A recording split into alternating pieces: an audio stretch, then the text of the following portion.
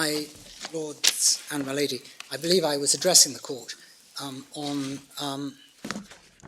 the evidential position, essentially, where the matter was before the Court of Appeal and where the last positive evidence of welfare had been before Mr. Justice MacDonald in April, and the hearing was in June.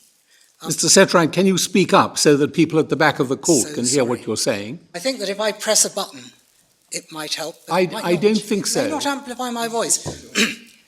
Then I will attempt to do it in the traditional way. Thank you. Well, you must understand that these microphones do not amplify your voice. They simply record the proceedings. Thank you, my lord. Hopefully no further amplification will be necessary. And so, having made the concession that there wasn't fresh material before the judge, I'd indicated that there were reasons for that. There was the opportunity to place it before the Court of Appeal. That opportunity was not taken up. As it happens, although it's something exceedingly rarely to be exercised, there could have been an application to put fresh evidential material before this court.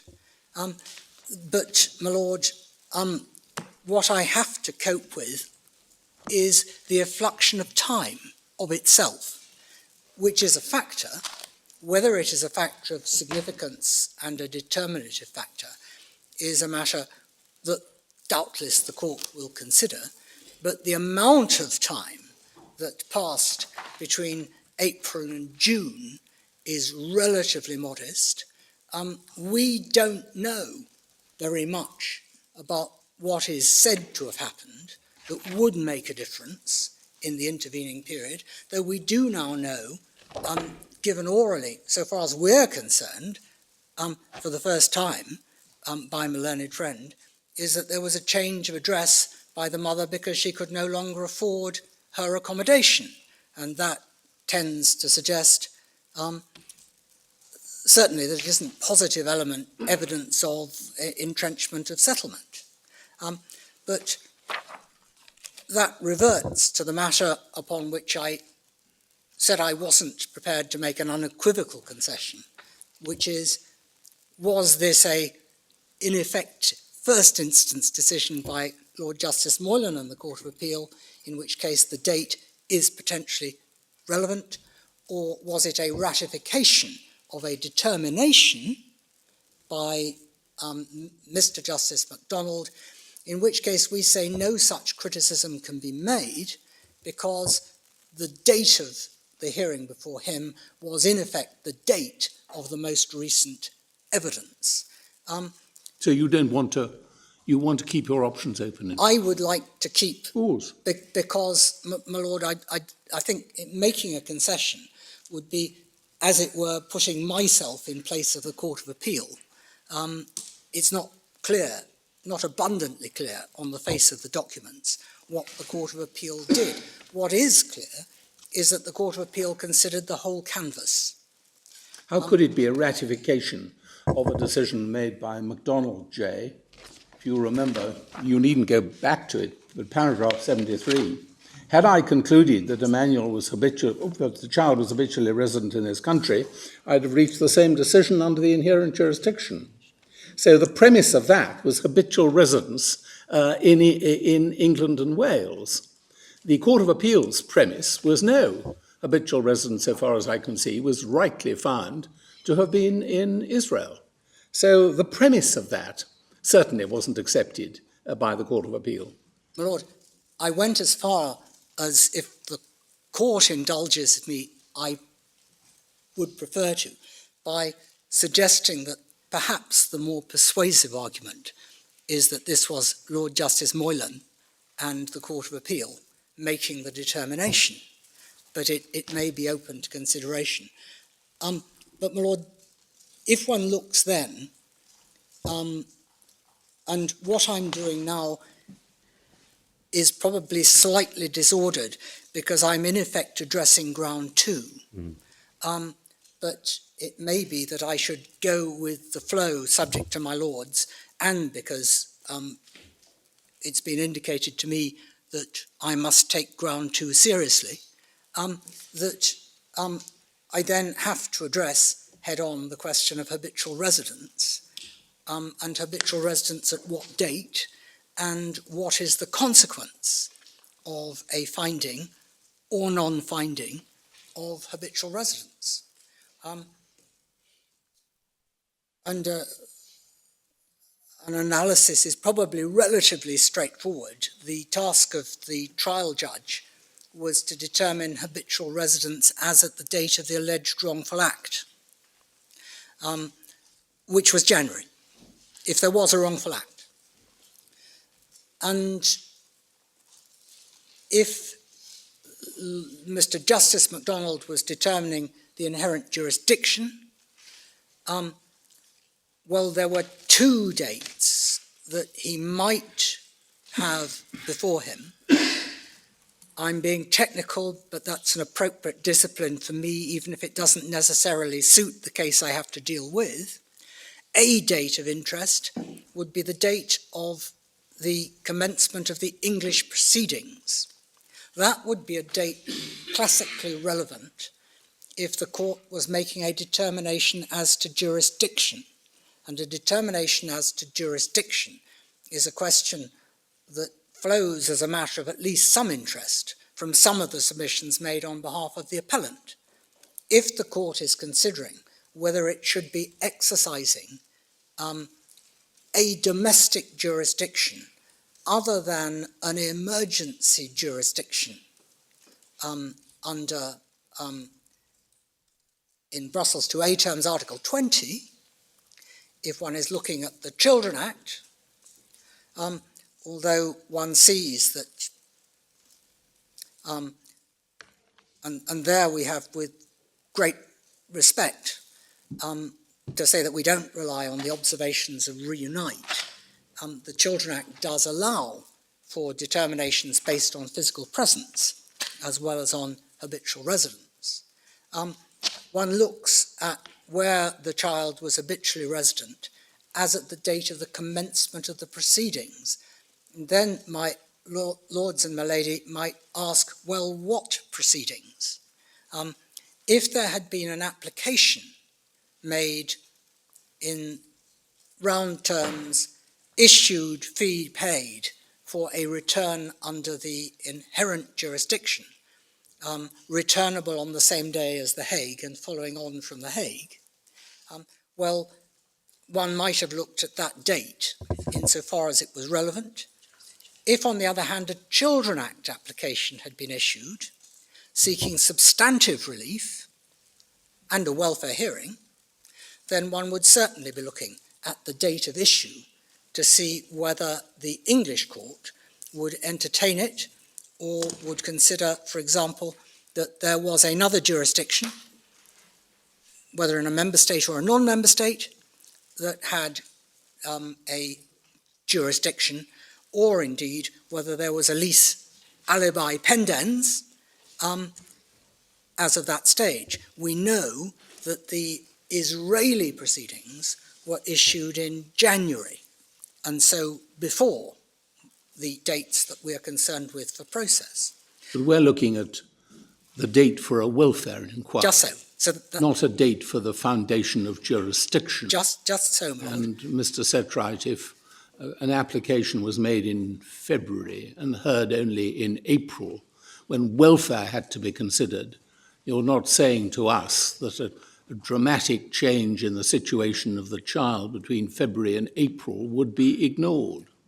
I'm not, but if one's looking at the background exercise of or accessibility of a jurisdiction, then an analysis of the position as of the date of the beginning of the process may be relevant. But my lord is absolutely right, and that's my next stop. It's the date of hearing that is the appropriate date to consider habitual residence. There we say there's no material before this court to suggest that in that regard, that is, in regard to his consideration of the welfare position, Mr. Justice MacDonald misdirected himself as to the point, however contingent his observation with the link to had I not made the finding on habitual residence I have, he should be considering welfare, and therefore, my Lord, we would say that we can take the consideration of welfare as embracing the evidence as of late April 2019. If it's right that the Court of Appeal was then making a fresh determination, then the date at which it should have been looking at welfare was the date of the hearing. And that is plain. Well, we won't quibble. There are more important things to do. But I think that the mother's statement is dated 29 March, and there was no oral evidence on this. So actually, are we not talking about the latest evidence possibly relevant to welfare being then? If there was a desire to introduce further evidence, and that evidence was of substance, then that could have been done. And we bear in mind, my Lord, and it comes back to another of the questions that my Lord would like to hear from me upon, which is the distinction or difference between a consideration of the discretion under the 1980 Hague Convention and a consideration of welfare, if I can put it that way, at large, including in the inherent jurisdiction. If the mother was to be successful in her case as presented to the High Court, then part of her task was twofold. Part was to demonstrate a degree of settled purpose and actual settlement and integration in this jurisdiction. Part was to demonstrate by any means she could that if the court was persuaded that an Article 13A defence succeeded, the discretion ought to be exercised in favour of the child not being returned to Israel. And the mother's experienced lawyers will not only have created, from instructions of course, moulded the evidence with that in mind, but they will also have had in mind that up until the very last moment, in any case involving a child, if something important occurs, it can be drawn to the attention of the court. So I think we can properly say, well, as of the date of the hearing before Mr. Justice MacDonald, this was the state of the art with regard to welfare evidence within the bounds of the discretion. Could you pause for a moment and go back? Something that you said earlier has been bothering me. You said the date of the hearing is the appropriate date to consider habitual residence. I can't work out when that would ever be necessary. I'm sorry, I then was wholly inaccurate. Unless I was misnoting it. No, You'd I never very need much to doubt look that. at- That's very unusual. You'd never need to look at the habitual residence at the date of hearing. So if I've misnoted it, I can cross it out. You did say that. Yeah, I said I What didn't. did you mean? What I meant was, first of all, I was indeed referring to the date of the hearing, the date of the outset of the proceedings as the date to look at habitual residence on jurisdictional matters. Yes, I noted you as saying commencement of the proceedings. Yes. But Yes. later. But No, later. Yes. We won't But argue. then, one never looks at the date of the hearing with regard to habitual residence. It's the date of the hearing with regard to welfare considerations. Thank you for clearing that up. Well, I'm grateful to my lady for correcting me. I know what I meant. It is not what I said. But the Court of Appeal, and I've made the submission that Mr. Justice MacDonald had all the material before him in late April.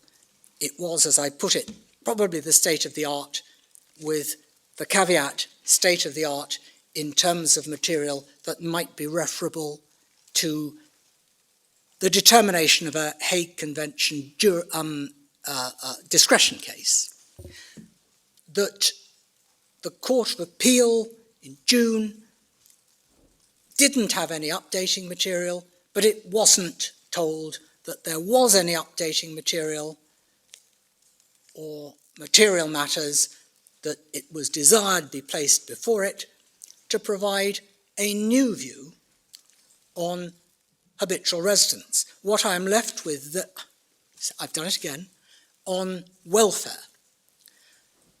What that means is, and I'm repeating myself, it was the effluxion of time between April and June, absent something more about material evidential considerations. And it may have been habitual residence.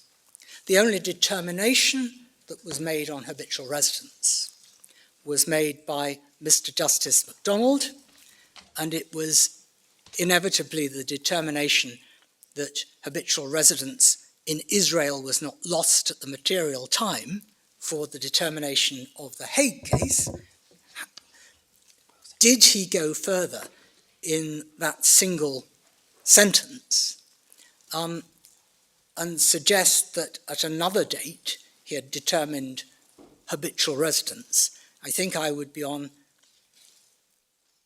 a delicate thread indeed if I tried to persuade the court that that was what he had done.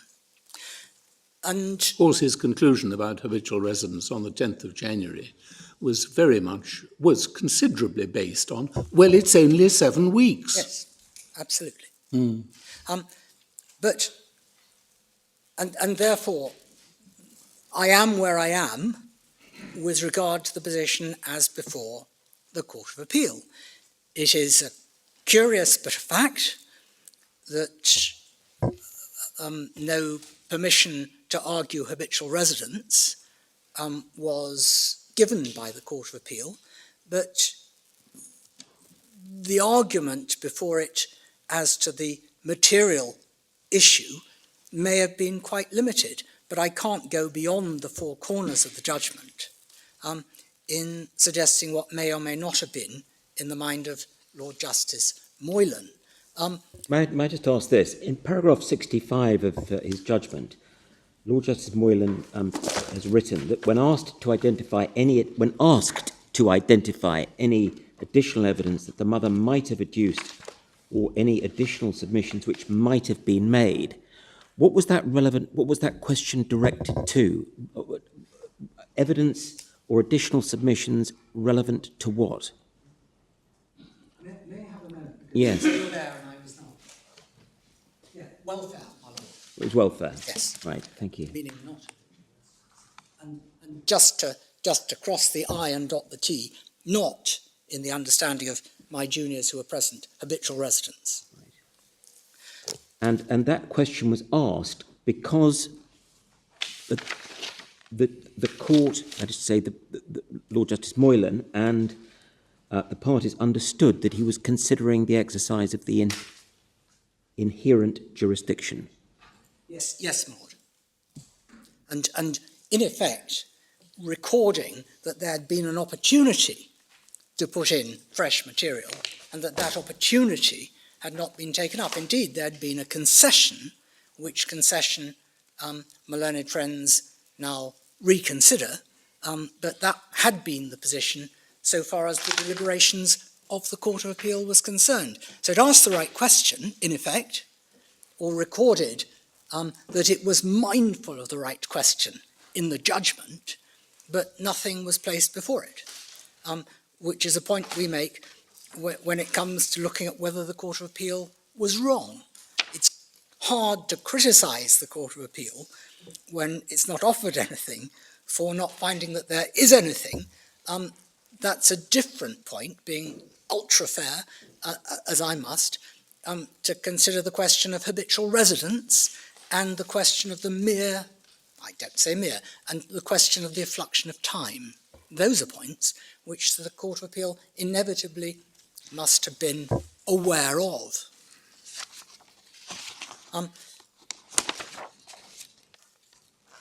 And so that is the route by which welfare comes to be considered, and those are matters that the court will have to consider.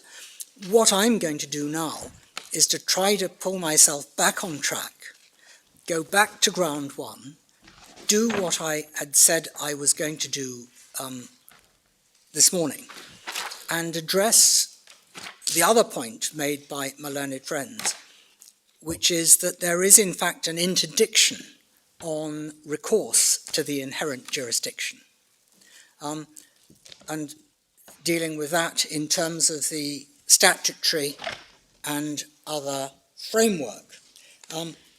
And there I'm going to take my lords and my lady to page 1224, paragraph 33 of our written case, where we start a lengthy analysis in support of our submission that there is not an interdiction on the use of the inherent jurisdiction.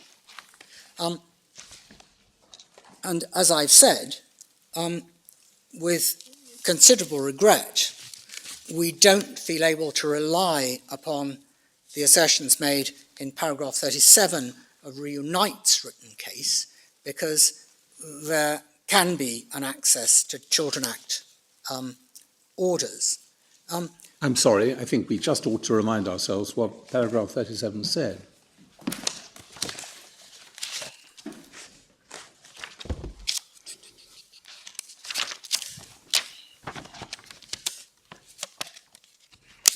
I'm sorry, I didn't give your lordships the page reference. I should have done. We've got that, 1283. It is 1283. Is it 36, actually, that you're... 36 and 37.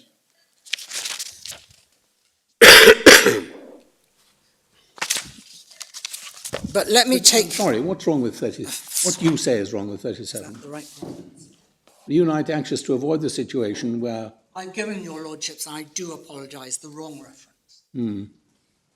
That's right. What don't you agree with, Mr. Sedgwick? It's a concession, but I'm not sure what it is. It's the notion that there isn't going to be the ability to make orders under the Children Act that would meet the needs of a summary return. Are you talking about global jurisdiction-wise, or are you talking about some other aspect? My lady, let those beside me find the right reference, and then I won't take up time, but I promise to come back to it. Perfect. What, my lord, we say is that an analysis in particular of the Family Law Act leads to the conclusion that Parliament enacted that there be an ability to access, in certain circumstances, both the statute, the Children Act 1989, and the inherent jurisdiction. We say that the cases of De Keyser and Crown and Central ITV look at a different aspect of a choice of jurisdiction, and that they look at it restrictively where the statute is permissive. But let us take your lordships, my lords and my lady, to what we say about it. The 1986 Act, as everyone who ever has anything to do with it knows, is one of the most complicated and difficult pieces of statutory provision that there is currently. And that has come about because it has been more or less constantly amended as changes have taken place. But the end result of it is that it is up to date, and it has considered and taken on board all sorts of things, including from its inception, the 1980 Hague Convention, including the Children Act, and including the Brussels IIa regulation and all other material statutes. And if I take my lords and my lady to 33A at 1224, we say that Parliament has not restricted the ability of the courts to make orders under the inherent jurisdiction, and that on the contrary, it's indicated that both can provide similar or the same remedy.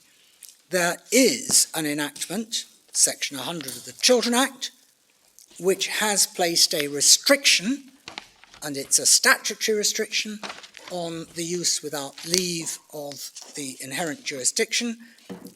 So it's placed a restriction and at the same time provided a means of escape, a qualified means of escape from that, but that applies in public law cases. And that we say that in A&A, this is our paragraph 33E, the Supreme Court held that the Family Law Act does not restrict access to the inherent jurisdiction to make an order similar to that which the father sought in this case.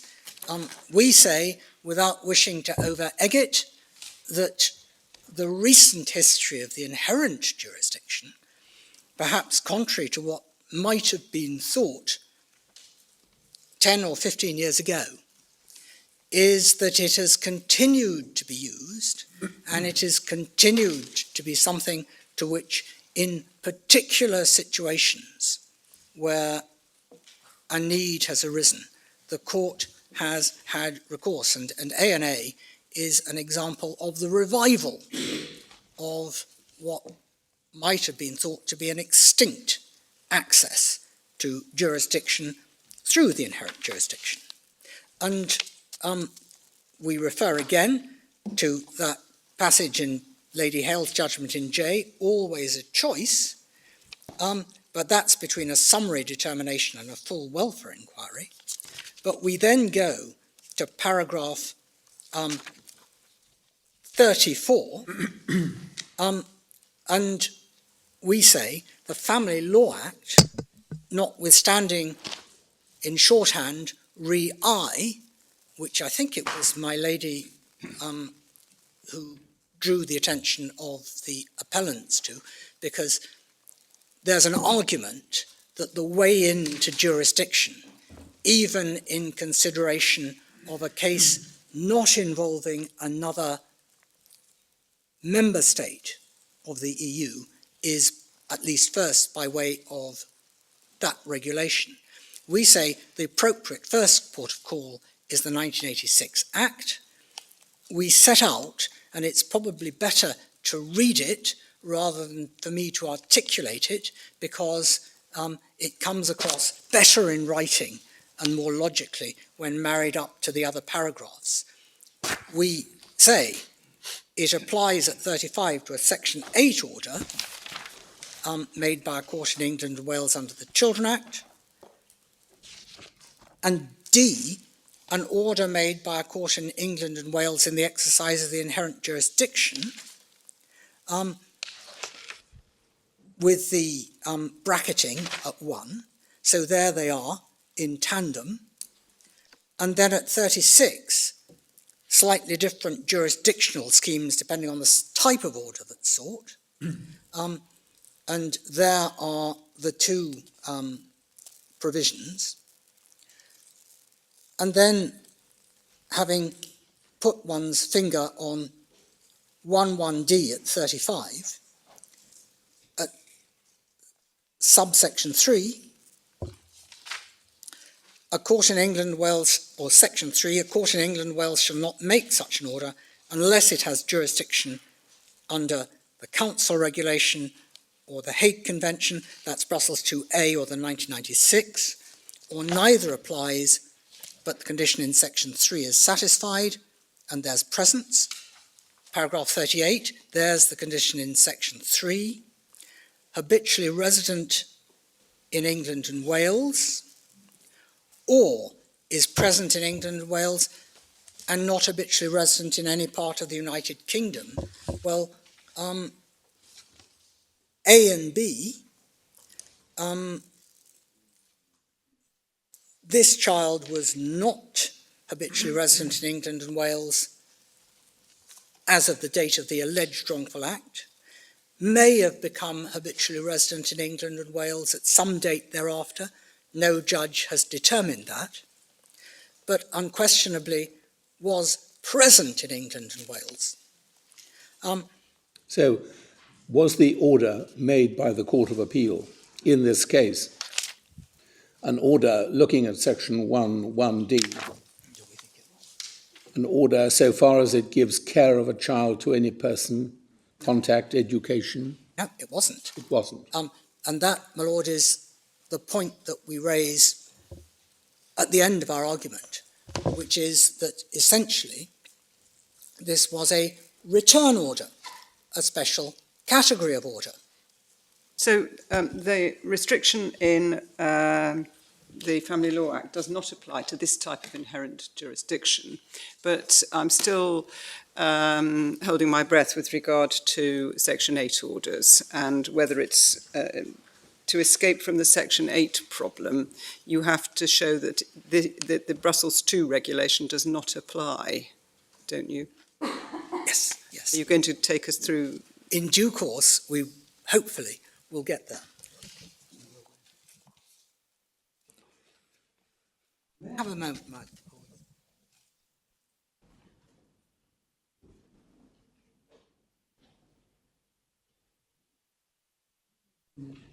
So, A note. reprising this or summing it up, Or going you say the order made by the Court of Appeal was made under the inherent jurisdiction, and also, alternatively, could have been made as a specific issue under the Children Act. And you say the jurisdiction for the former, the order which was made, would be presence, and you say jurisdiction for the latter, a specific issue order for summary return. What's the jurisdictional basis for that? I know that Mr. Gratian is trying to give me some suggestion. I'm going to wait for him, if I may, to come to that on the very last point of your Lordship's summation. But if I progress in our document, that we say that what Parliament did was to limit the exercise of the inherent jurisdiction on jurisdictional grounds, rather as we've indicated, Section 100, for example, but only in regard to particular, and in those provisions, but only in regard to particular types of orders. And we say it at B on 1228, that pursuant to 11D of Section 1, access to the inherent jurisdiction is only circumscribed by the imposition of a prescribed jurisdictional scheme in respect of orders that give the care of a child to any person or provide for contact with or the education of a child, and that it was intended, we say, from those terms, or was recognised, that within the four corners of the Act and the jurisdictional scheme under it, orders with similar effect could be made either under the inherent jurisdiction of the Children Act, and we say that Section 8 can be used to place a child in the care of a person, or providing for contact, or providing for education. So there's an overlap. All we say is that the point of principle made by my learned friends, which is there is an exclusivity of jurisdiction, and that was the contemplation, is simply not so. There's an overlap in relief. Under E, the difference in approach under jurisdictional basis is that a Section 8 order can be made on the basis of presence, as long as the child is not habitually resident in any other part of the United Kingdom, whereas under the inherent jurisdiction, it can be made on the basis of presence, but only where the court considers the immediate exercise of its powers is necessary for the child's protection. And my lords and my lady, we would then go to our paragraph 42, which provide, in the judgment of Lady Hale at paragraph 26. So, I'm sorry, I'm lagging here.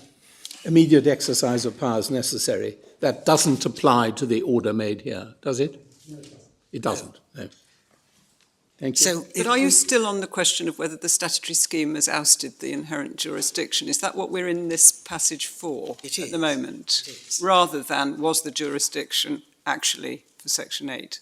You're coming to that later. I'm coming to that, but at the moment I'm dealing with the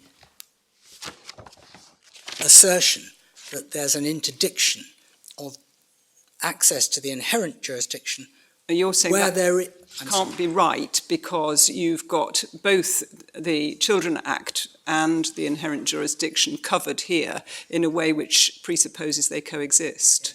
And that's the point you're on. That's it. Right. It's a simple point, which is, we say important, but only carries us so far in this particular case on ground one. And I promise I will come back to my lady's question, which is a question specifically about Section 8.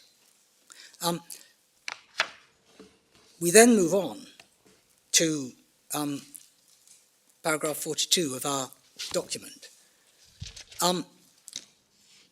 Paragraph 26 of Lady Hale's judgment in A, looking at the power to make Section 8 orders.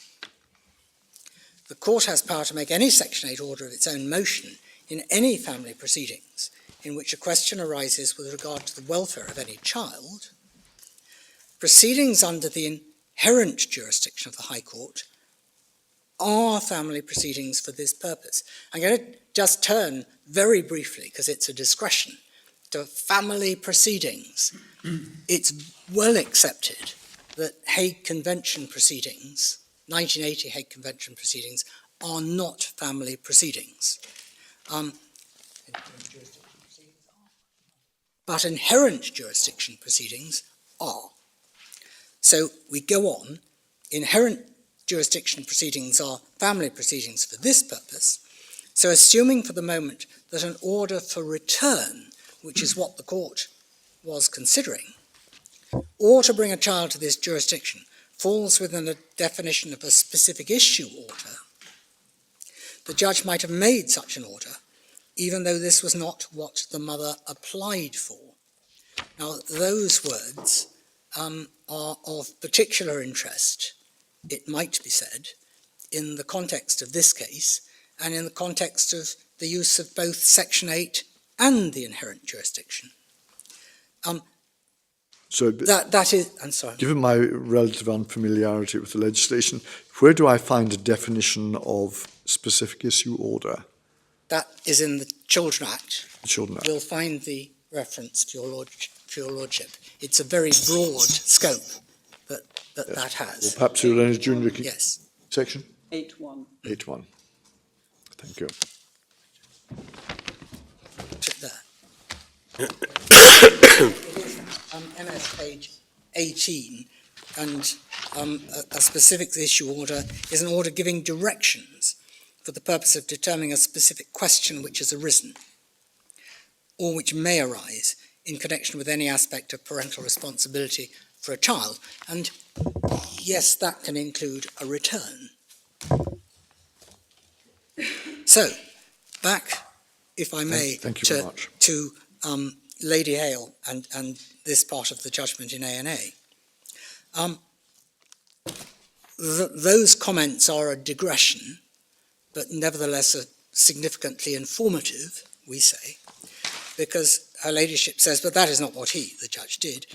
There are many orders relating to children which may be made either under the Children Act 1989 or under the inherent jurisdiction of the High Court. And there a particular example is given, and we say another example is the making of return orders.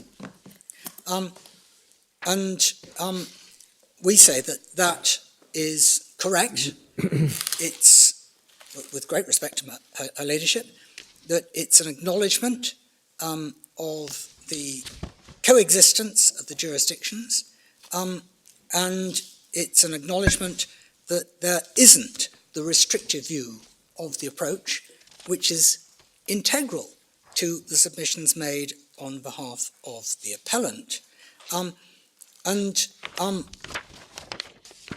We say... I wonder if I could clarify one further point. I mean, if you're right about what you interpret paragraph 26 of Lady Hill's judgment says, does that mean that what Lord Justice Waite said in Ray CT is overridden by this overlap analysis? What we say is that the case in which Lord Justice Waite gave his judgment, the Crown and Central ITV, was a different sort of case. I think he gave judgment in both those cases. He gave judgment in both. Yes, he did. It's MS 245 was the reference in question. So it was.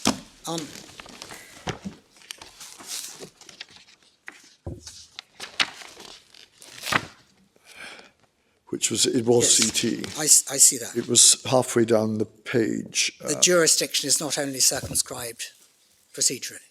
I think that's the reference I wrote. Under paragraph 4. Yeah. Yes. But is it your position that we have to construe what he said in the light of what Lady Hale has now said? Well, certainly, I'm sure, Lady Hale postdates Lord Justice Waite and comes at a different level of court.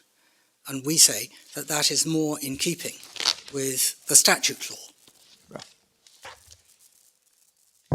But there may be a matter of high principle for this court to consider. And we go on, having made our conclusion about that at paragraph 44, by saying that this submission that we make embraces what was done by the Court of Appeal, which we say falls outside the scope of section 11D, and that we then refer to section 100, and I can take this very briefly.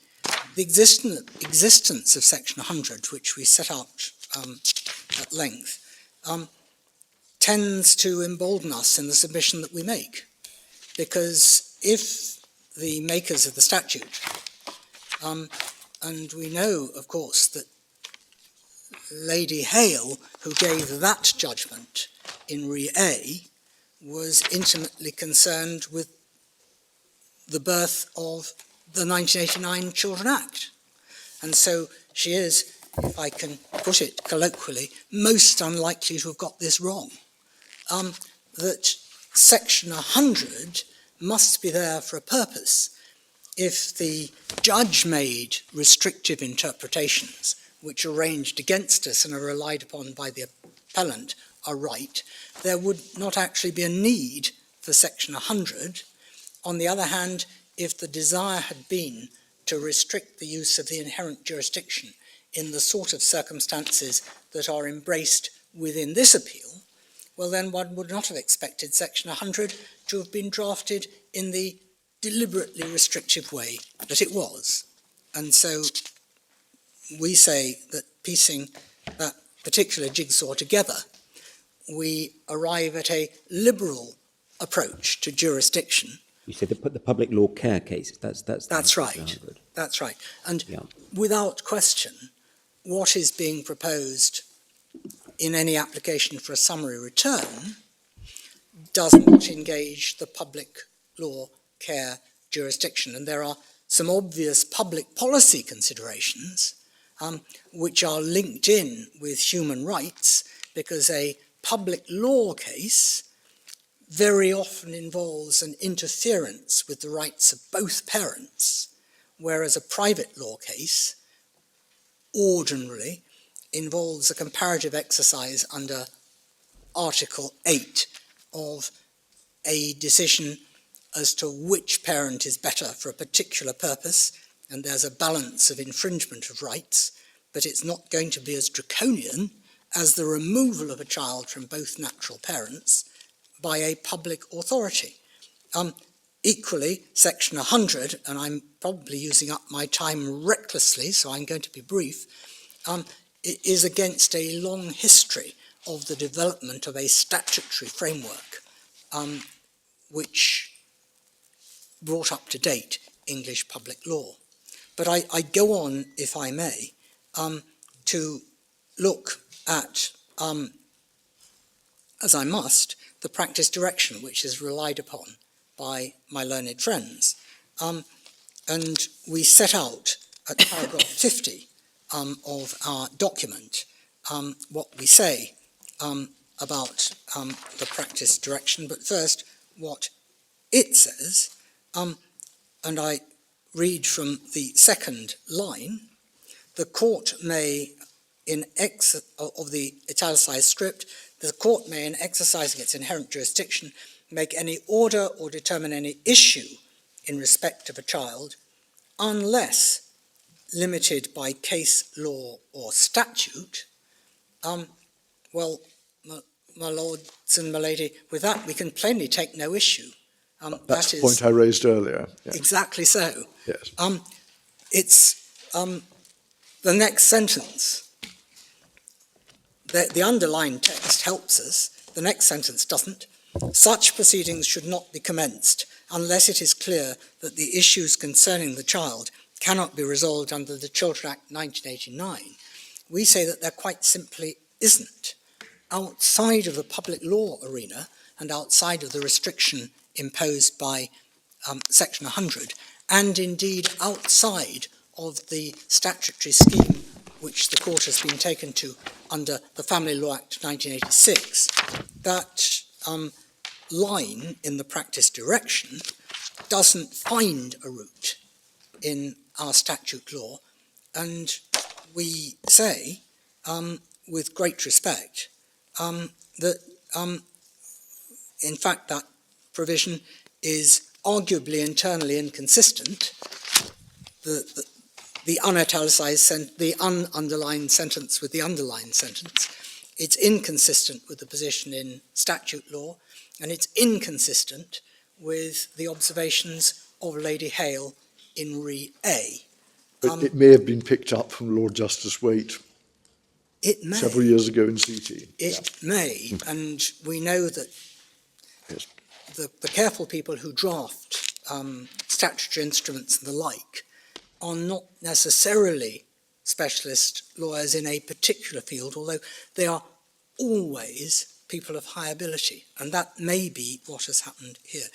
So we regard that as a very important and fundamental point, which actually goes far beyond even the question of summary returns in non-convention or post-convention hearings, because it goes in general terms to the use of the inherent jurisdiction in private law children cases. But can you assist me with this, please? In what circumstances is it appropriate for a judge to have recourse to the inherent jurisdiction when the remedy is available under the Children Act?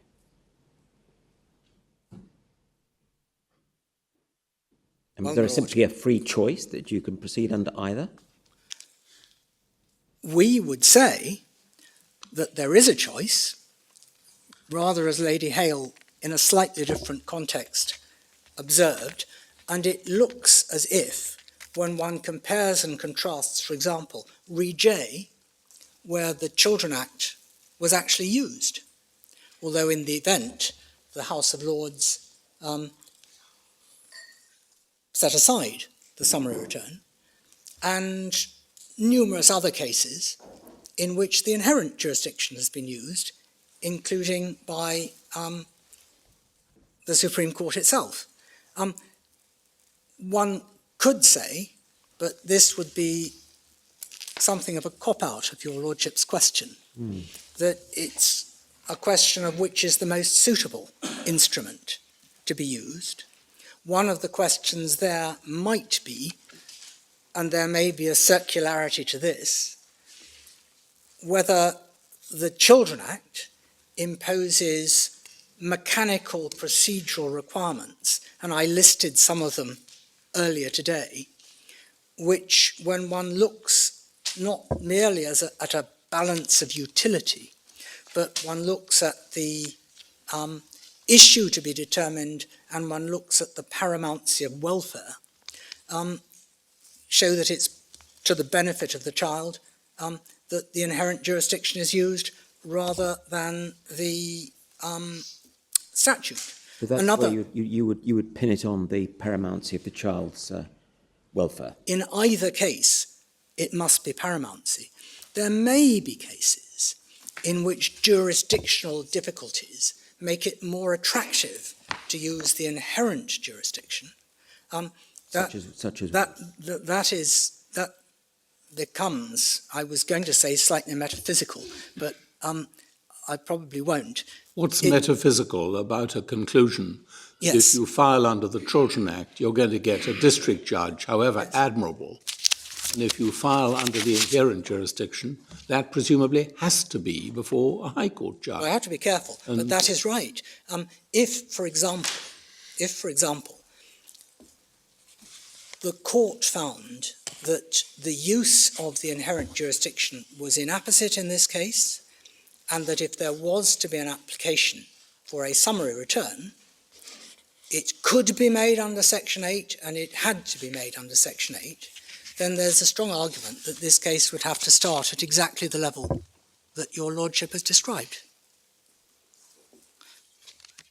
And the thinking behind Hague Convention applications in our jurisdiction being listed before High Court judges, not replicated elsewhere in all other countries, is that these international cases deserve the attention of the most senior family judges. Is that right? It is right, and it's not merely expertise, because as even a brief glance at the law reports which relate to hearings before the United Kingdom Supreme Court demonstrate, an extraordinarily high proportion of the children's cases that have come before this court have been in international children's cases, either dealing with abduction or the approach to the relevant regulations and conventions on jurisdiction.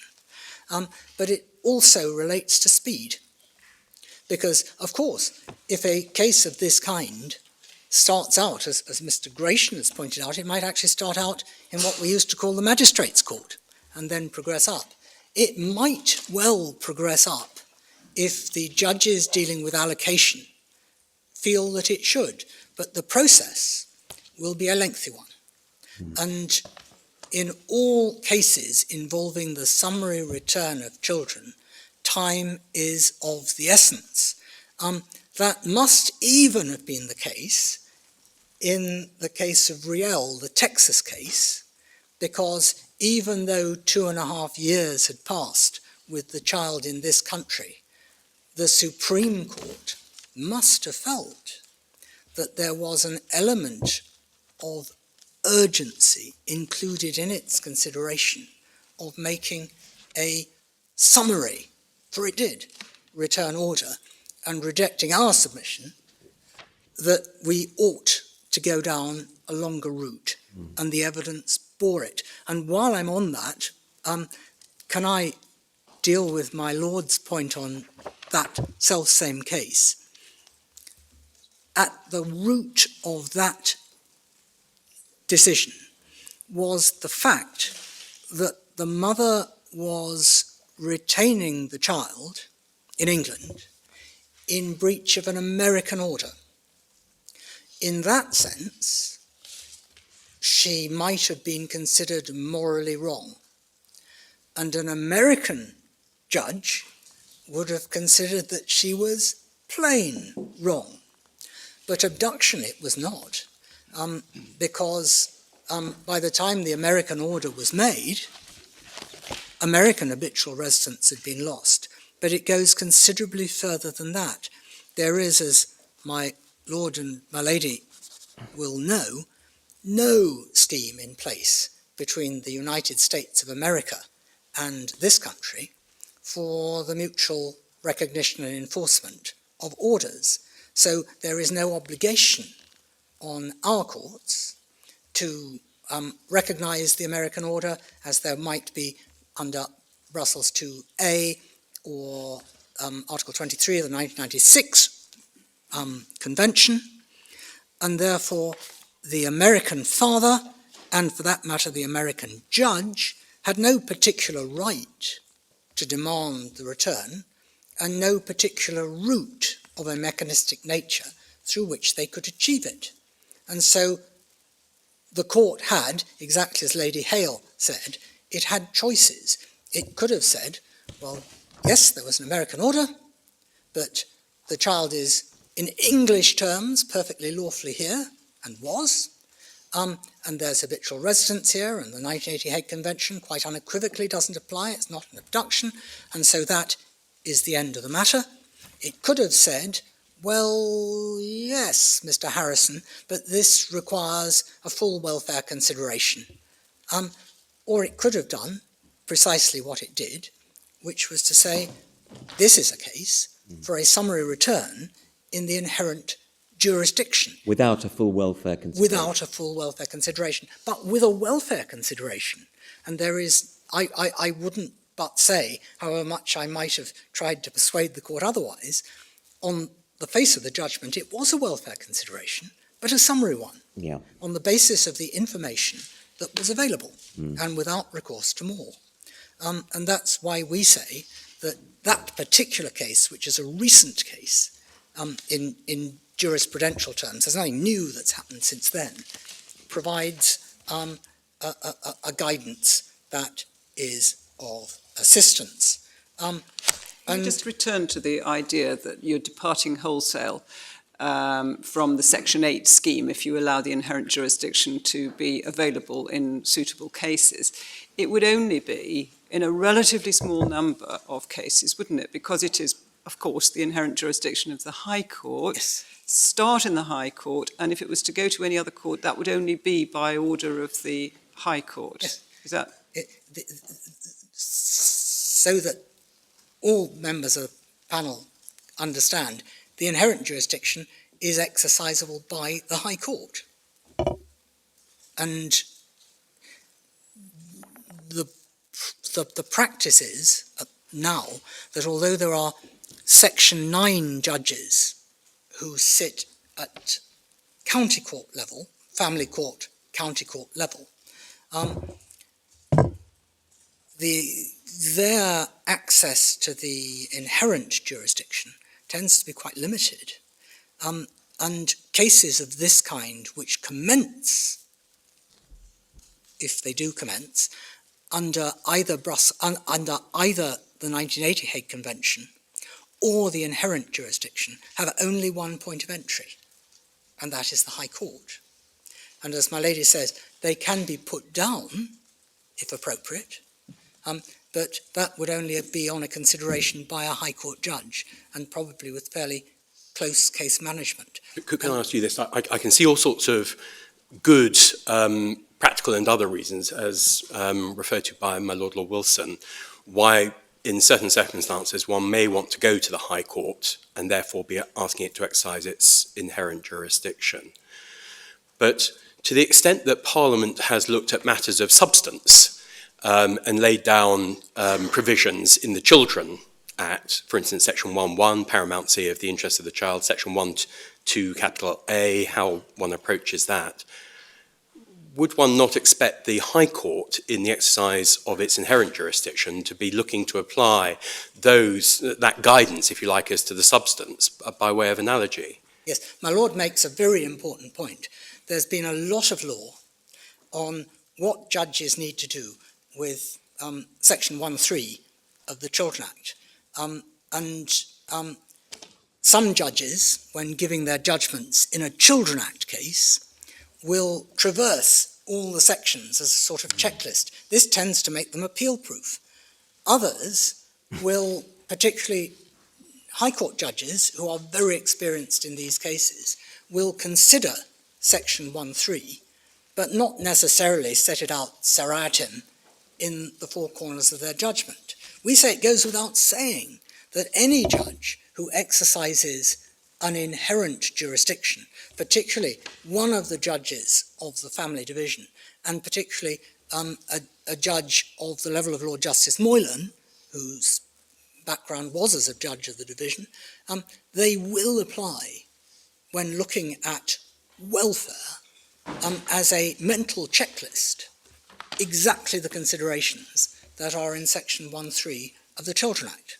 And what So about where the Lordship's right. Rules Committee has after much consideration, and I think we were appointed to Practice Direction PDJ, and I'm sure there'll be other practice directions, has sought to deal with the substance of a particular matter in the context of Section 8 proceedings, but those same substantive points might arise in relation to the exercise of the inherent jurisdiction. Would one not expect the High Court judge? May I come to that? Because I was going to... Well, shall I finish the question? I was going to come to 12J, and I think probably I need to take these points as they arise, even though it takes things slightly All right. out Anyway, of it's the order. same question. The time Would they is not apply? It is the same question.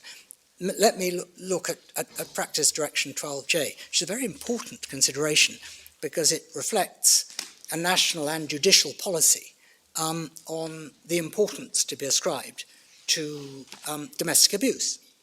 And yes, one may take it, we say, that judges of the experience and station of Mr. Justice MacDonald and Lord Justice Moylan will, in the exercise of an inherent jurisdiction, welfare jurisdiction, be keenly aware of domestic abuse in all its ramifications and of Practice Direction 12J. No family judge of any level is now unaware of it.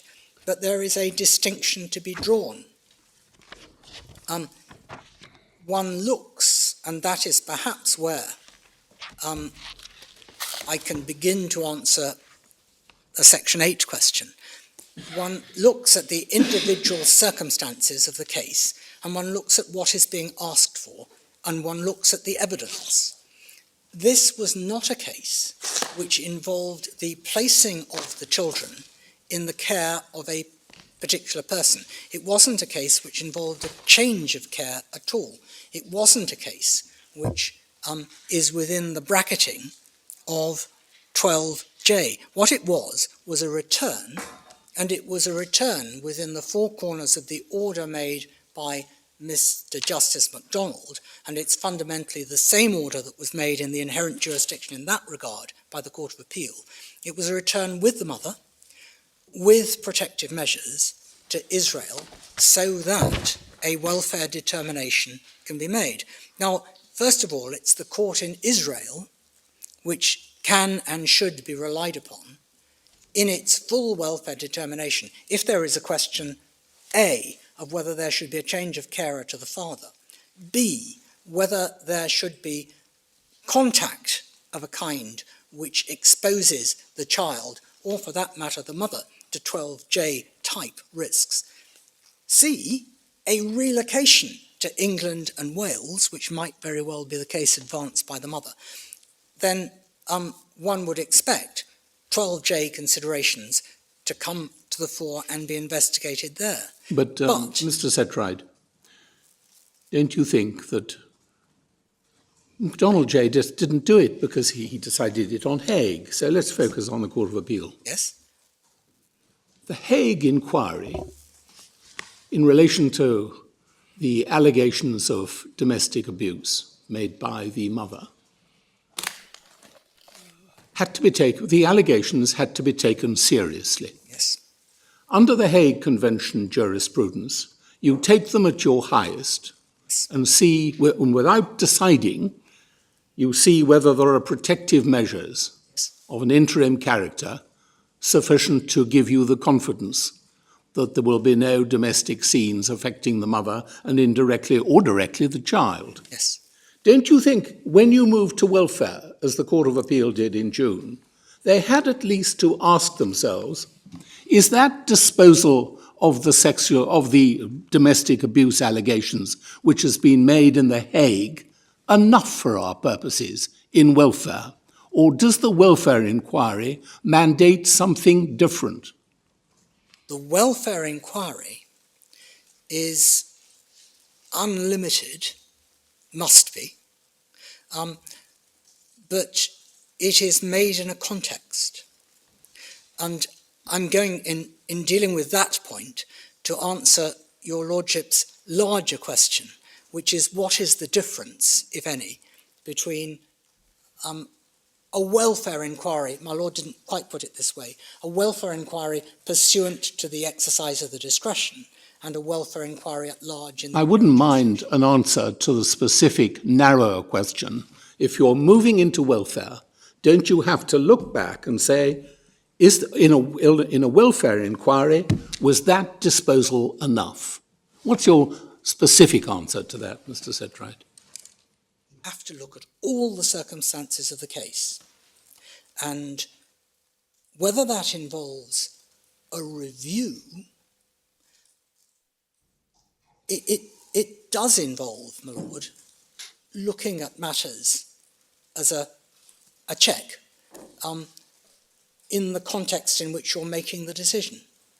So, my Lord, there's a qualified, and my Lord can tell, rather cautious yes to my Lord's question, but we would hesitate to say that Lord Justice Moylan didn't do that because he knew what he was doing. What he was doing was making an inherent jurisdiction return.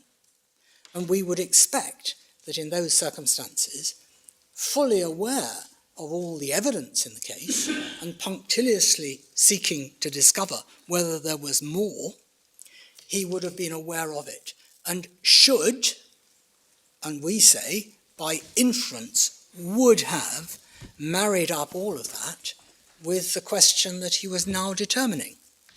Well, that's all very well, but we can't see it expressly set out. No, but it would be perhaps bold to say that Lord Justice Moylan didn't understand what an inherent jurisdiction return was. That is to say, not emphatically a Hague Convention return, not constrained, see the observations of Lady Hale in Re J, rejecting most of my submissions to the contrary, that you could take, by analogy, Hague Convention considerations. You can't, says the House of Lords. Lord Justice Moylan would have known that. There's nothing in the judgment, which is the counterpoint, to show that he went astray. But I agree with your Lordship with great respect. There's simply nothing in the judgment. But, my Lord, is there even anything in the judgment ascertaining where the mother and child were going to live in Israel in the face of the allegations that have been made of abuse? Well, I mean, do we know anything about the mother's family? Was that considered in the judgment? can I come back? And I appreciate your right myself but short, but that's up to me. This is a very important. It's a point that I do want to have addressed. We must have that addressed, Absolutely. Mr. Setright. We'd like to see any decision in the books based on welfare, where a child has been sent on welfare, where a child has been sent somewhere without the judge knowing where the child was going to live. We want to see those cases. It would give us more confidence. I'm tempted, my Lord, to observe that in the Texas case, the child was returned to somewhere other than the understanding of the court when it heard the case. But that's beside my Lord's direct point. What I'm going to do, while those are beside me consider whether there is such a case in the authorities, is to address this one. And my Lord's point, and it is this, that in the present case, the undertakings, which included the arrangements for a return to Israel, and I emphasize not a return to live. This was a return for litigation, and a return in what Lord Justice, and a return in a carapace, which was established in the terms of the undertakings, which meant that the child would not be removed from the care of the mother and would be living with the mother. Well, the welfare decisions thereafter would be made by the Israeli court. If it had been a live-with case, then it would be difficult indeed for me to make the submissions that I'm making. But it wasn't. It was a return for litigation and plainly packaged as such. I mean, in the Texas case, in paragraph 35 on page MS 313, it appears that Baroness Hale directed her mind as to home and school Yes. on return, without any specific indication of what they would be, on the basis that they would be looked at on return to the United States. So that's one of the reasons, as well as what then happened, why I mentioned that case. But in the time I've got available, which is shrinking, there wasn't a suggestion from the mother that the undertakings should be added to. There is a process, and this is my Lord Lord Wilson's point made earlier. It is not usual for a court to investigate undertakings in the other country unless asked to do so. There wasn't a request for that to be done here. The undertakings were, as I understand it, uncontentious. That the practice is that undertakings must be raised at the earliest opportunity. They were set forth in the first evidence from the father, and they weren't then challenged. They were good enough undertakings to meet a welfare case for protection and, as it were, for a cordon sanitaire until the Israeli court got to grips. Therefore, 12J is not engaged, not merely technically because it's not a live-with order, but actually because, one, it's not a permanent decision. Two, the circumstances of the return will not place the mother or the child at 12J relevant risk.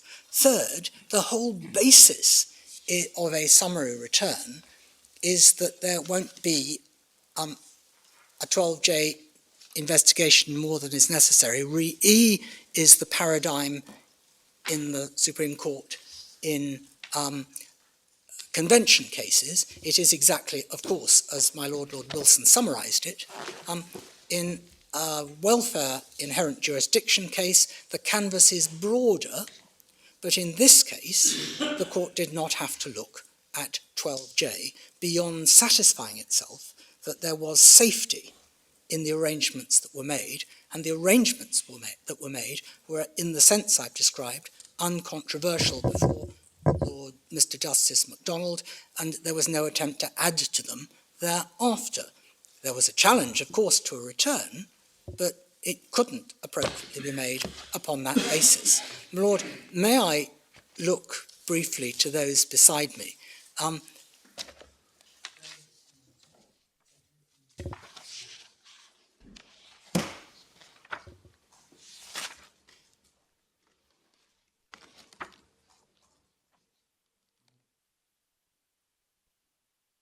Well, my lady, there is a complicated answer to your ladyship's question, as we've understood it, on Section 8. That is, the Section 8 is their global jurisdiction to make it. That's right. I'm tempted to say that it might be better, unless the court is intending to give a decision now, that we put it into writing and circulate it and let your ladyship have it. The bottom line is there is jurisdiction. It is, isn't it? Yes. Do we want that further detail? No. We would like, within 7 days, Yes. your note on Yes. Section 8 jurisdiction Circulated. circulated, and we invite Mr. Twomey to reply in writing within a further 7 days. My Lord, therefore what I'm going to do is to invite the court, having heard me and knowing what our resting point is, which is we oppose the appeal, we can suggest that ground 1 should not run, that if under ground 2 or ground 3 it is felt that there need be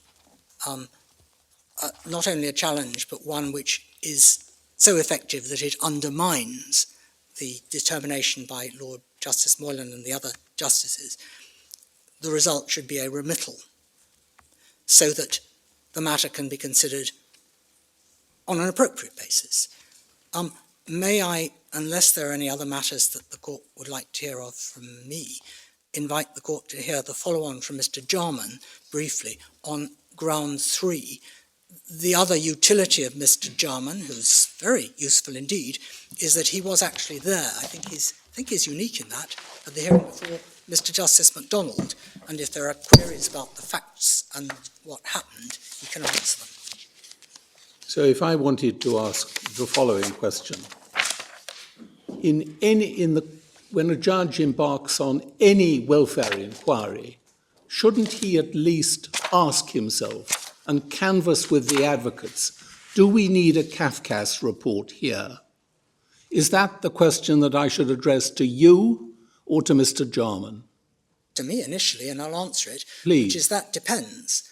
It depends on what's being asked for. Kafkas reports are not universal. In Children Act cases up and down the country, judges ask themselves whether one is needed. In the cases of children of a young age, there may very well not be a Kafkas report. There'll be safeguarding. Yes, a judge should consider whether she or he needs additional assistance, of course. And You're again, talking about removing a child who will have been here for 6 months. Might it be helpful for a Kafkas reporter to visit the home and reach a conclusion upon potential disruption? there's a possibility, but it can equally be suggested that there's a sufficiency of evidence. The Supreme Court in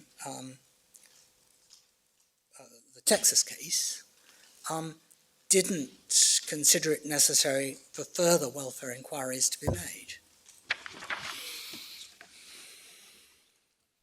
Thank you. Mr. Jarman, strictly speaking, I think you've only got 3 minutes, but Yes, well, you want us to be flexible, Mr. Jarman? I probably can't deal with it in 3 minutes. I'd be grateful for some slight extension. Very well.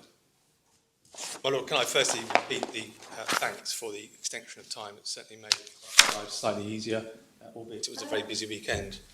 Can I also, just going back to the issue of undertakings, highlight the undertakings which were in fact recorded in the order of Mr. Justice MacDonald, and that's at MS 873, so that they are there for you to actually see. And one of those important aspects was not to separate the child from the mother. Effectively a non-molestation undertaking as well, but also to continue to pay the child's nursery fees until further order of the Israeli court. And they are, we say, important aspects where this was a return for the welfare inquiry and the substantive welfare inquiry to be considered by the Israeli court. And so, in answer to my Lord's question about understanding where the mother was going to live and what she was going to do, there was information before the court. As my learned friend indicated, the mother did not answer in any substantive way the issue of undertakings. She didn't seek any separate undertakings, and she didn't indicate that returning to Israel in any circumstances would be difficult, where, of course, the whole of her family remain, including both her birth parents. My Lords, therefore, can I turn to the substantive ground 3, and we repeat the comment made by Mr. Justice Moylan. This is at 1264 of our written case, and agree that the procedural fairness in the ordinary and proper sense means that there should be an application, there should be a well-defined case to answer to, and that should be upfront and central in the usual case. However, in this case, and we accept in those circumstances, there was no formal application, and therefore this was a technical breach. Was there an informal application? There wasn't. There wasn't. There were. There was no mention, as my learned friends have said, on behalf of the appellant, there was no mention of the inherent jurisdiction whatsoever. And that was conceded by me to the Court of Appeal, and I make the same concession today. The reality, however, we say, is that the aspect of a summary return under the inherent jurisdiction is a power inherent in the court.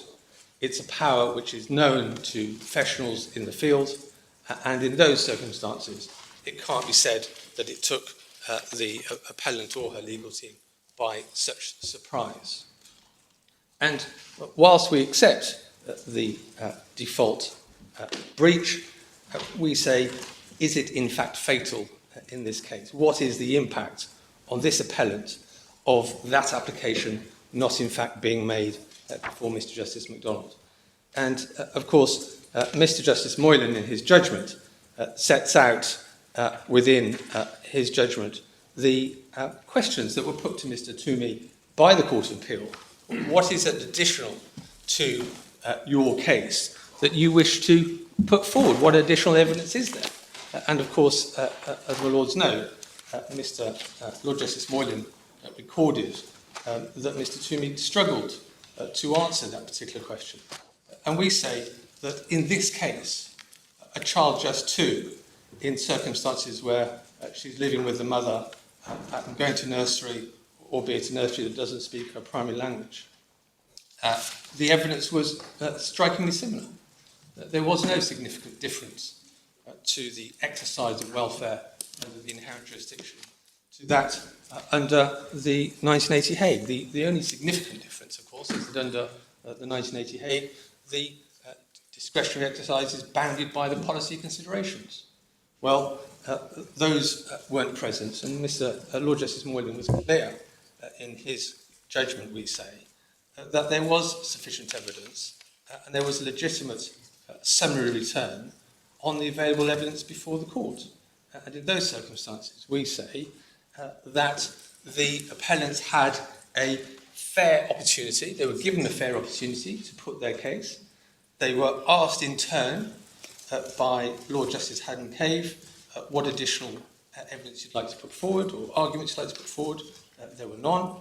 As my learned friend Mr. Setwright has addressed to, there was no request or indication that further evidence would assist in this matter.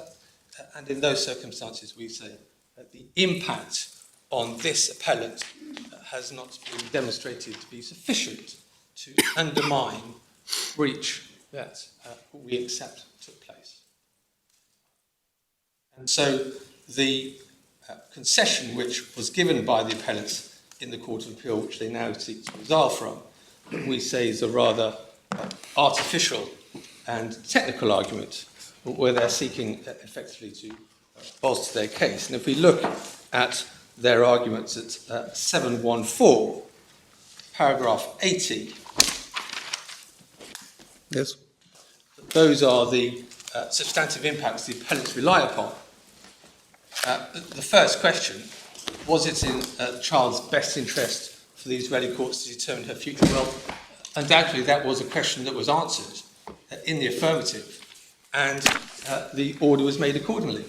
Thereafter, the other questions are, we say, properly matters for the Israeli court. They weren't matters for the English court to determine, having determined that the welfare inquiry should take place in Israel.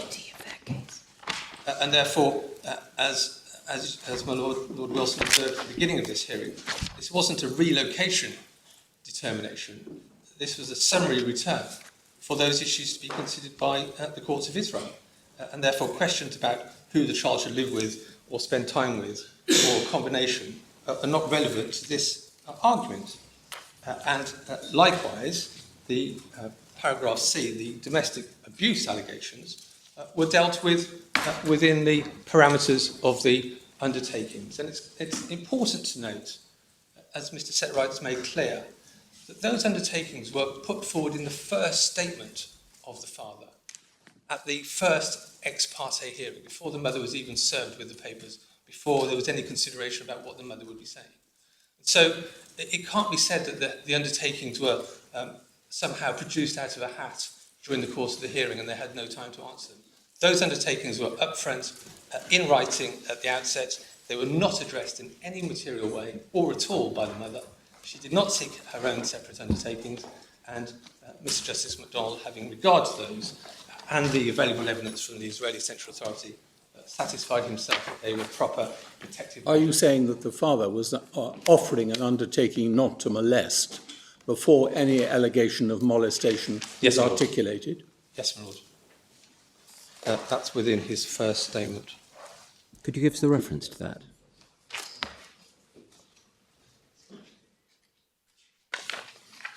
So he knew it was coming. Well, of course, that argument could be raised, but within the context of Hague Convention proceedings, it's not unusual for undertakings to be given, of course.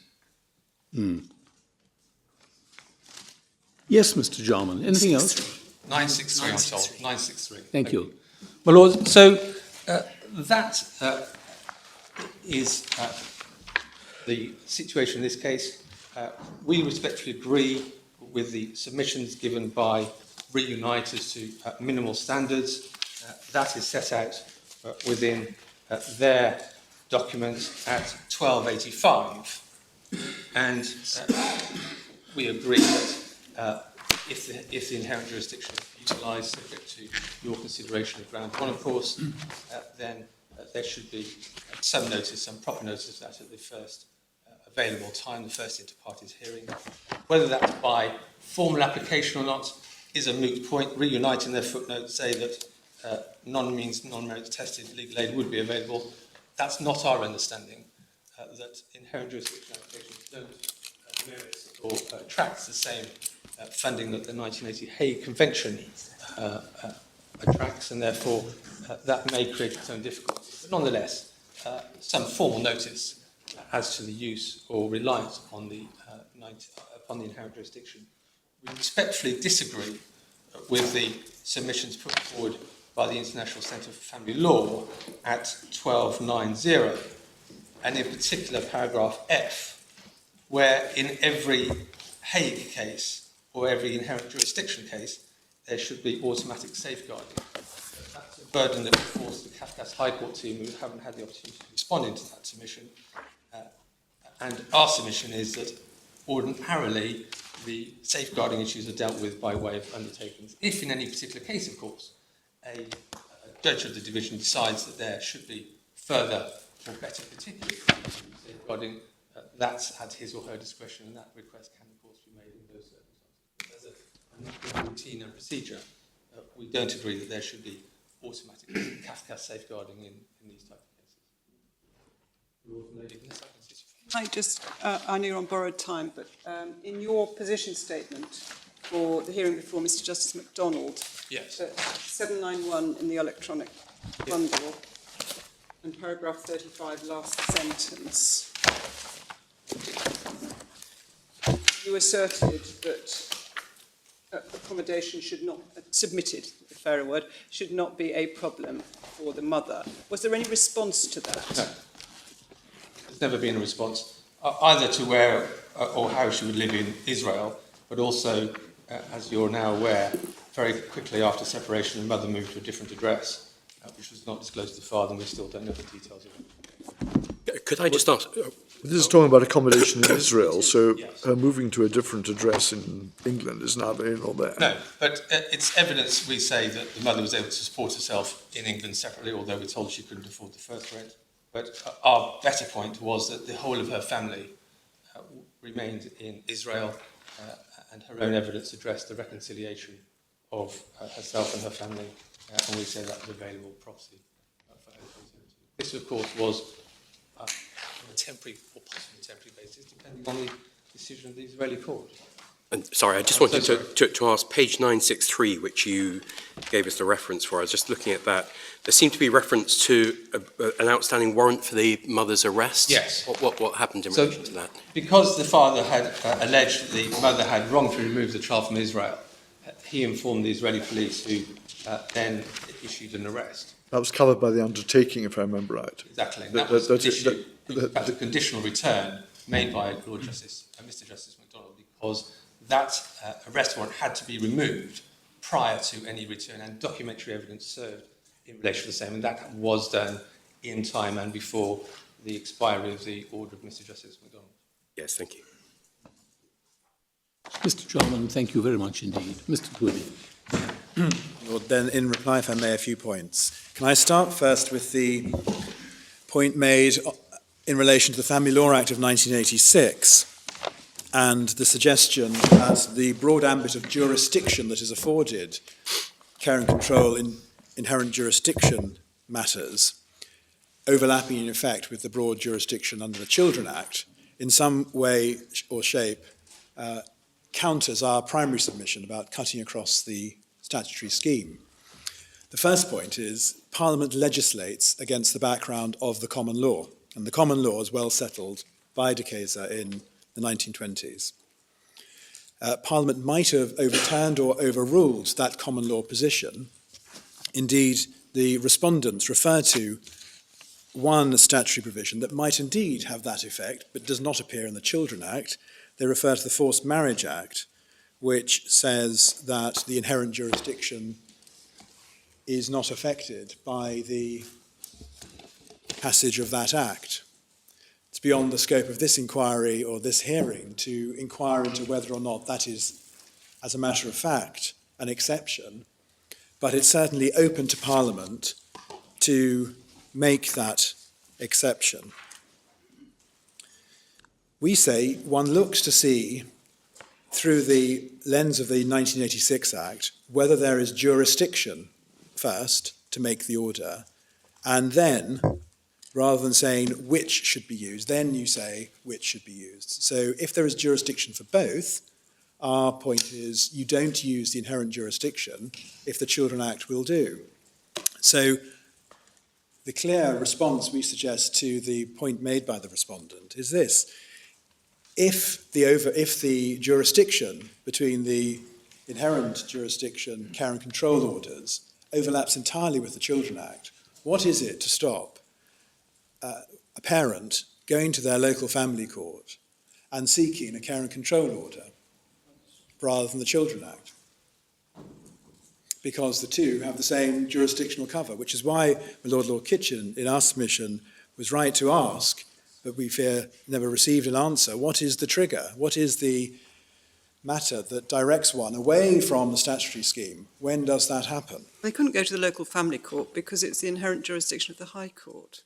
Well, that of course is true, but there may be a district registry.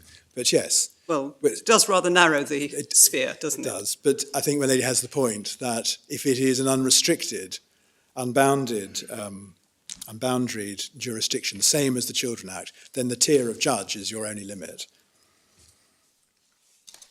We say that the Family Law Act is, in effect, Parliament saying never say never. There may be circumstances when it might be appropriate to rely upon the inherent jurisdiction. And certainly it's right to say that there are statutory matters that relate to, there are statutory provisions which are not beyond which one would go in relation to the inherent jurisdiction. So, for example, a passport order, there's a statutory provision for the taking of a passport of a child if it's a British passport, but not, for example, of an adult or a child if it's a foreign passport. So beyond the statutory scheme, one goes to the inherent jurisdiction. The Children Act will not cover it, the inherent jurisdiction will. We say that the court can derive some support for this from the Law Commission's review 172. We don't have that in our materials, I'm afraid, but can I indicate that we do have them here and we can provide them to the court. But that review said this: if wardship or any other proceedings under the inherent jurisdiction of the High Court are brought, the court should be able to dispose of them by means of an order under the new scheme. In many cases, wardship is invoked, not because of any need for the court to exercise continuing parental responsibility, but because no other proceedings are available. Once they are, the court itself may be more inclined to decline jurisdiction, or at least dispose of the proceedings in this way. So in relation to the Family Law Act more generally, we say that provides a common jurisdiction. That's only the start of the matter. While having established the common jurisdiction, one then has to bear in mind the common law restrictions, starting with De Keyser and developing through, as I've previously submitted. In relation then to Section 100 of the Children Act, and that is the provision that deals expressly with local authorities and public law proceedings, Section 100, we say, firstly, that there was a strong policy reason for the extensive use of wardship had developed prior to the incoming of the Children Act. So there was a strong policy reason to restrict the use of wardship by local authorities. So there's every reason to restrict public authorities, because public authorities would otherwise have the capacity to invoke an inherent jurisdiction to interfere in the upbringing of children, of individuals, that inherent jurisdiction by its nature being theoretically limitless. But hence we say the need to spell it out. But perhaps more significantly,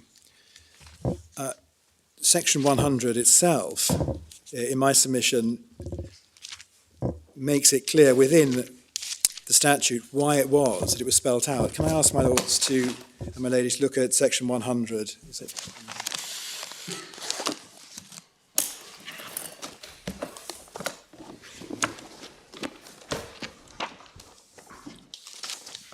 It's divided three of the respondents' authorities. We've not got it in Not in ours. the Children Act bit of yours. No, it's in the respondents. Oh, well. Give me.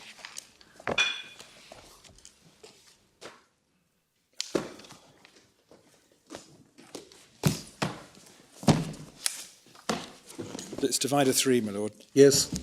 Thank you. Section 100, it is the restriction at subsection 4.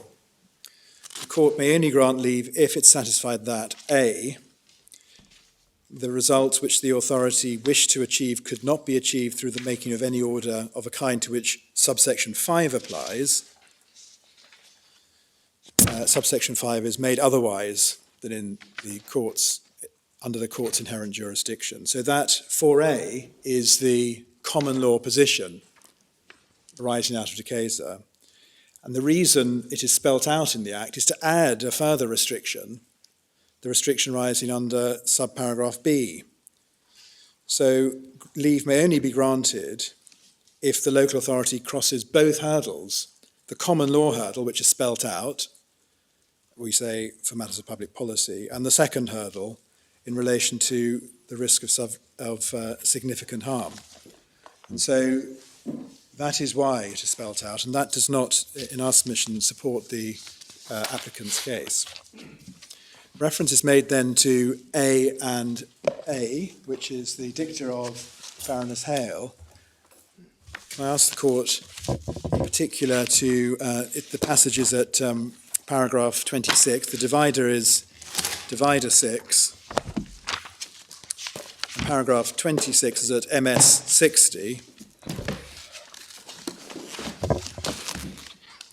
Remind the court, earlier we submitted that firstly the issue was not argued in this court,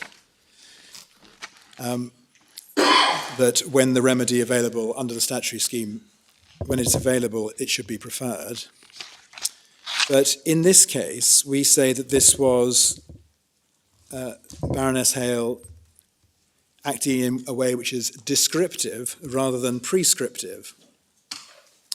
She was, at this passage of the judgment, asking rhetorically, what were the orders before her made under? By what provision were they made? And so she was simply asking herself, these are orders that might have been made under the inherent jurisdiction, or might have been made under the Children Act, but what were they actually made under?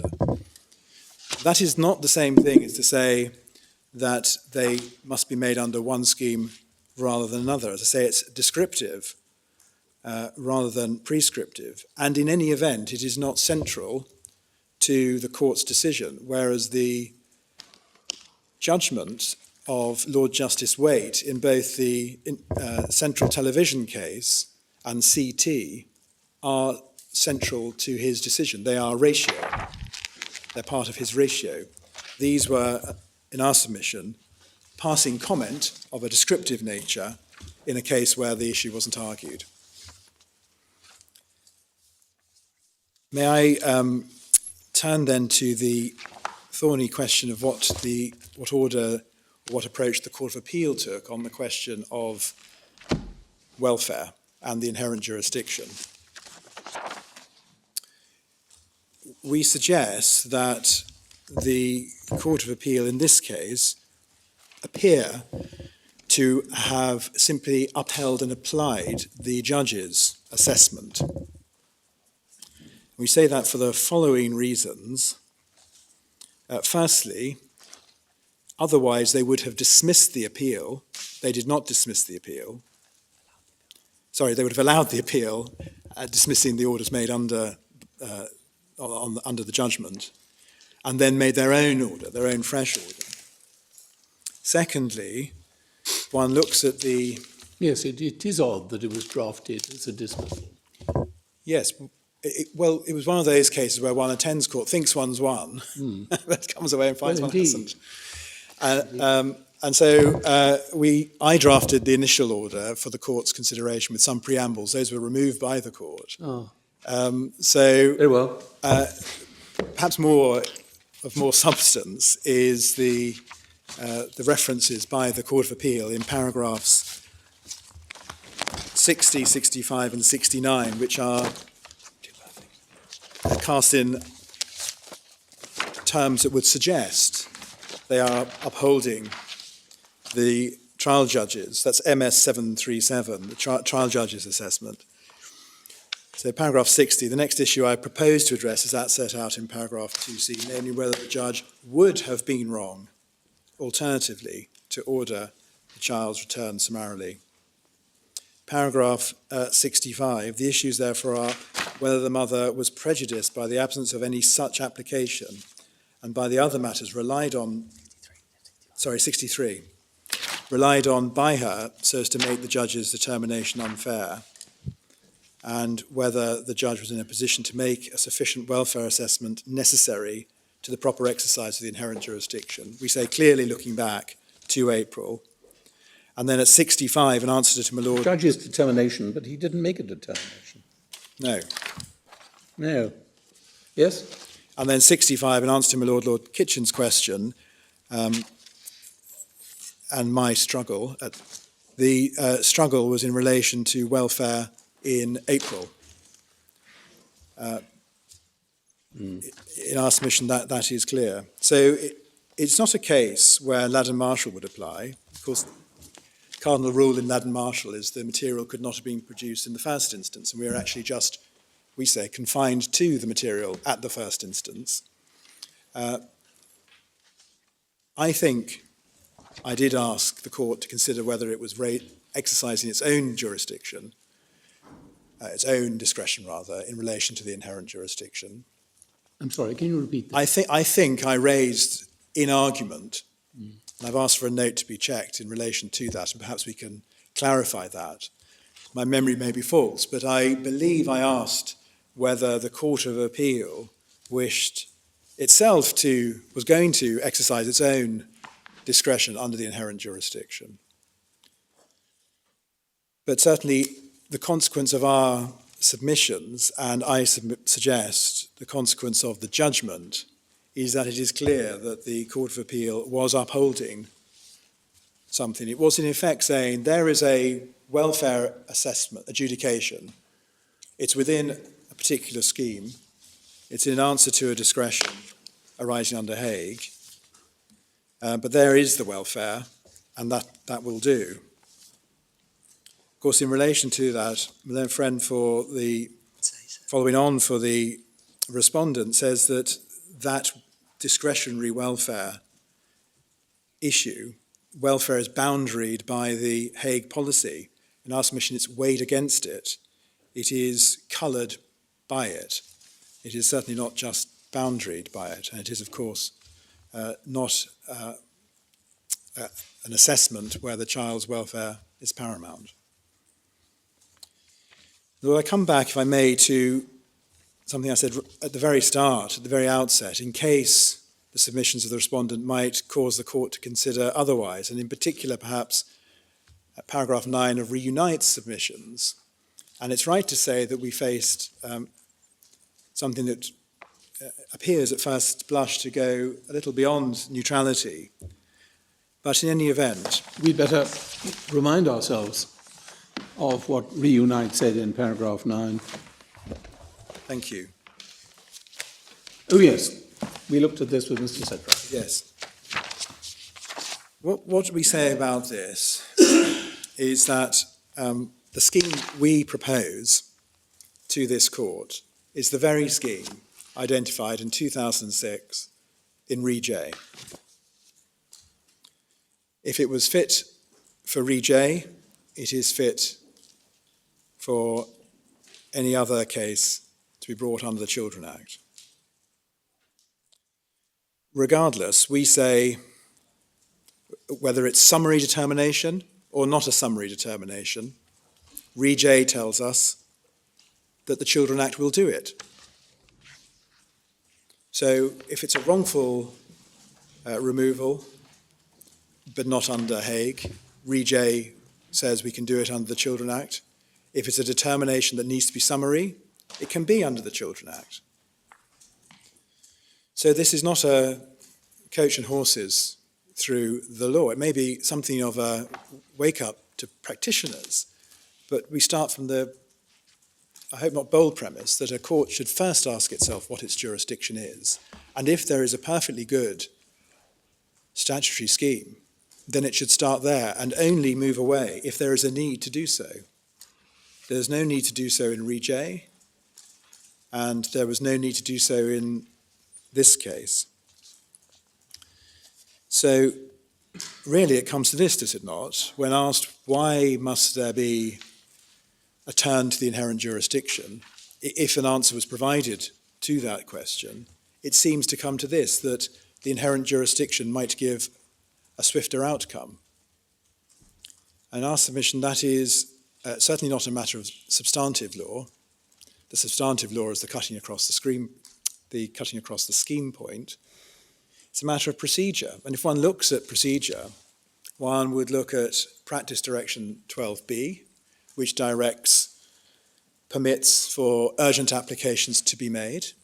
If one looks to the gatekeeping Practice Direction, permits for cases to be heard by High Court judges, given their complexity, cases involving matters relating to foreign jurisdictions, wrongful removals, would of course be heard in the High Court, or by a High Court judge, sitting in the family court. Sorry, which practice direction do you say that was? So 12B, which I think paragraph 12.1 is the paragraph within the practice direction that deals with urgency. And it would be a most peculiar submission if it is advanced that the inherent jurisdiction is a better way, all other things equal, to determine the welfare outcome for a child than the statutory scheme, which has survived so well over so many years, added to which there are, of course, practice directions, but there is always leave, permission for urgent hearings. So that's what should happen in cases such as these. There's no need for mediation, often because the other parent's out of the jurisdiction, so mediation is immediately excluded. There is no need for mediation if there is a question of harm. Here, abduction would automatically give rise to harm. There's every need for urgency, and there's every reason for the Children Act, just as much as the inherent jurisdiction, to adhere to Section 1, subsection 2. The difficulty with not invoking the Children Act is that the practice directions, such as Practice Direction 12J, are then, we would suggest, overlooked, as in this case, they were overlooked. And that is why it's important to consider the jurisdiction, the statutory scheme, in its full. Well, I suppose it may also be said that it focuses the judge's mind on the welfare considerations that are specifically identified in the Act. Lord, I agree. It's Section 1.3, the welfare checklist does that. Yeah. And I've took, my lords, to the particular part of the practice direction that looks at the motivation of the person making the application, which might be especially relevant because if it is the motivation, if the motivation is not a welfare-based motivation, if indeed it's based on something quite opposite to the child's welfare, then the decision that is taken to send the child away is taken without resolution of that highly pertinent welfare question. So in our submission, there should be pause for thought and careful consideration given. We certainly do not suggest that district judges should be dealing with these matters. It should be very clear on the allocation, and if it needs to be made clearer in the allocation guidance, then it should be made clearer. But that is not a substantive reason not to refer the Children Act, which is the statutory scheme. In relation to Riel, the suggestion was that there was not much of a welfare consideration as to what was going to happen back in Texas. Riel is tab 13 of the authorities, and within Riel at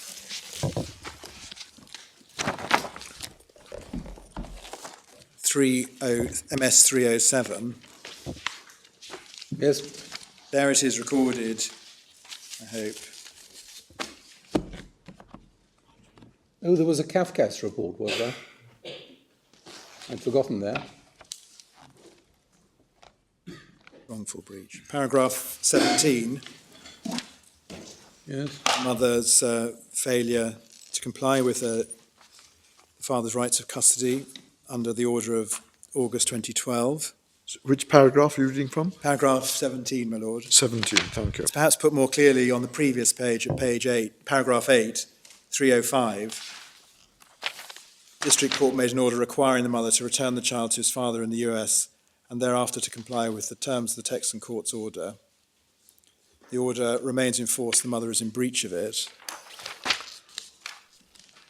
I spoke earlier about the welfare propeller, what propels this case towards a summary determination. Well, those matters are clear, I suggest, in paragraph 36 at the end of the judgment. Paragraph 36 begins this way: the crucial factor is that this is a Texan child who is currently being denied a proper opportunity to develop a relationship with his father and with his country of birth. For as long as the Texan order remains in force, his mother is most unlikely to allow, let alone to encourage him, to spend his vacations in America with the father. So the effect of not sending the child back was a summary ending of the father's relationship with the child. The only way to overcome that was to send him back. I'm reminding myself quickly of these paragraphs of Lady Hale's judgment. The Kafkas officer was worried, I think, that the child was being subject to pressure from the mother, and the child was ambivalent about staying or going. So there was that degree of welfare inquiry. Yes. So when I challenged Mr. Setright, where is there a case? And without actually saying it, he points to a case in which I was involved. I can at least now see that there was a degree of on-the-ground welfare consideration. My lord, quite so. And perhaps I finish simply to say at paragraph 37, it is recorded in Lady Hale's judgment, there was not the slightest reason to consider that the child might suffer harm.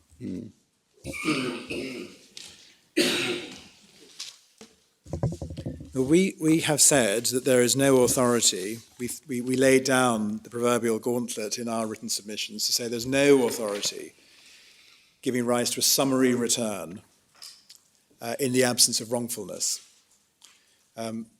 Setright tells us that he may have brought one about in his submissions in the last week, and I certainly wouldn't put it past him. Of course, we will respond to that as and when. Yes, quite. But up to now, he has not been able to assist us or the court in that inquiry. We also threw down the gauntlet in relation to the absence of authority for an application or for the inherent jurisdiction being utilised without application, and none has been found. I should say in relation to the first of those 2 points, that is the authority for a summary return order, we have found an order that was made but subsequently overturned, and we have copies for the court. It's a case of re-s. Well, if you think it's going to help, Very briefly. no doubt it will. And I can just tell the court briefly, this is the parent taking the child. Has Mr. Setright got Yes, this? indeed.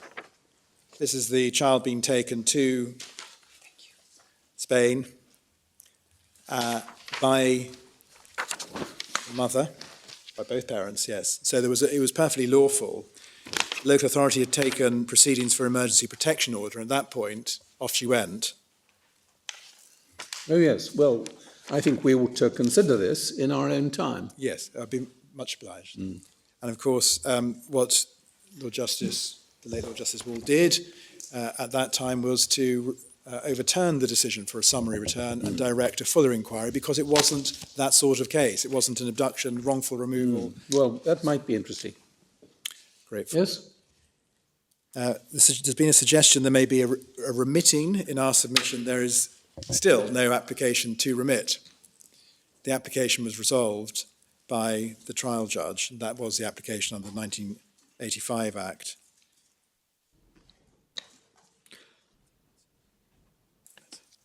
Well, I think, unless I can assist the court further, those are my submissions. You might have covered this, I think. But if so, can you remind me, do you have to start a Children Act Section 8 application in the family court? Can you start it directly in the High Court? There's some pretty technical rules about this, aren't there? I think the answer must, I'm being told the answer is yes. You do have to start in the family.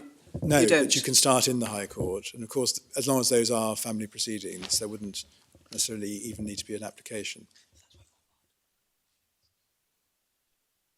Right.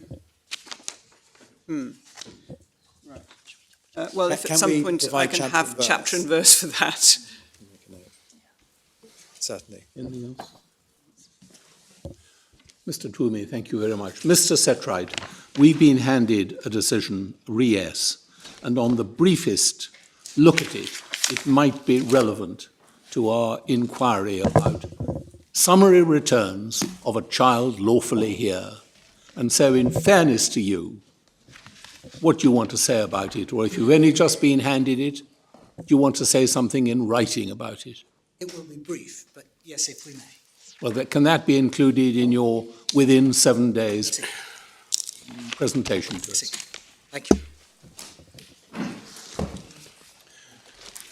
Right, the court is indebted to all counsel for getting this appeal up in an extremely fast time. 5 admirable cases, examples of excellent oral advocacy. It's very important. Let's just have a look at the awkward timing of this from our point of view. Our long vacation starts on the 1st August, and with the best will in the world, we won't be able to get our various judgments out by then. Then we have the long vacation set aside only partly for recreation and mainly for other work. But realistically, we won't be handing the judgments down until October, November. That is a very long time in the time frame apt to this child and these parents. Were we able, and I'm not at all sure about this, but were we able prior to October to come to a clear view as to what our decision would be, it might be helpful to both sides if we were to communicate that in advance of the judgments. And you would agree with that. Yes, my And you lord. would agree with that. But whether that is at all possible is something about which I cannot forecast. Very well, the court will rise now.